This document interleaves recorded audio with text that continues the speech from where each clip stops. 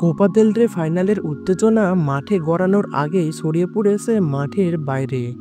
আজ রাত ২টায় নির্ধারিত ফাইনালে বার্সেলোনার মুখোমুখি হওয়ার কথা রিয়াল মাদ্রিদের। তবে ম্যাচের রেফারি রিকার্ডো ডে বুর্গোসকে ঘিরে শুরু হওয়া বিতর্ক যেন আগুনে ঘি ঢেলে দিয়েছে। রিয়াল মাদ্রিদের নিজস্ব টিভি চ্যানেল RMTV সম্প্রতি এক ভিডিও প্রকাশ করে, যেখানে রেফারির নিরপেক্ষতা নিয়ে প্রশ্ন তোলে। ভিডিওটিতে তুলে ধরা হয় বার্সেলোনার পক্ষে তার অতীতের বিতর্কিত সিদ্ধান্তসমূহ। ভিডিওটি প্রকাশের পরদিনই সংবাদ সম্মেলনে আবেগে ভেঙে পড়েন বুর্গোস। জানিয়ে দেন এই অভিযোগ তার পরিবারকেও কষ্ট দিয়েছে।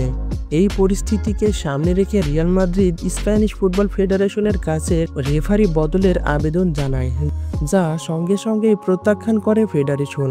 আর তাতেই ক্ষুব্ধ রিয়াল সব আনুষ্ঠানিকতা থেকে নিজেদের গুটিয়ে নেয়। অনুশীলন বাতিল, সংবাদ সম্মেলন বাতিল, এমনকি কোচ আনচেলত্তি ও লুকা মদ্রিচের উপস্থিতির কথা থাকলেও তারা ফাইনাল পূর্ব ফটো সেশনও স্থগিত করে।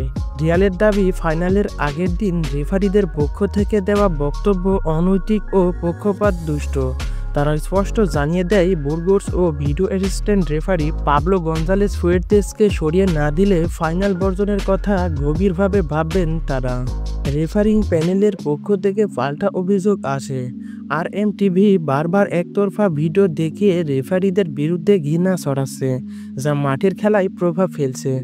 সিটি এর মতে রিয়াল কৌশলে রেফারিং ব্যবস্থায় চাপ সৃষ্টি করতে চায়। অন্যদিকে স্প্যানিশ ফেডারেশন কঠোর বার্তা দিয়েছে, কোনো ক্লাবের চাপ বা চাহিদা মেনে রেফারি বদল সম্ভব নয়। ফেডারেশনের ভাষায়, রেফারিদের পাশে আছি আমরা। যদি এখন পরিবর্তন হয়, ভবিষ্যতে যে কোনো ক্লাব এই দাবি তুলবে। ফলে প্রশ্ন উঠছে, কোপা দেল রে এই বহুল প্রতীক্ষিত ফাইনাল কি আদৌ মাঠে গড়াবে, নাকি অনুপস্থিত থাকবে ইউরোপের সবচেয়ে সফল ক্লাব? সবকিছু মিলে বলা যায়, রিয়াল বনাম বার্সার লড়াই এবার শুধু মাঠের ফুটবলই নয়, এটি ন্যায় অন্যায়, চাপ প্রতিরোধ আর সম্মানেরও লড়াই বটে। এই ছিল আজকের ভিডিও। ফুটবল দুনিয়ার সকল খবর সবার আগে পেতে আমাদের সাথে যুক্ত থাকুন। ধন্যবাদ।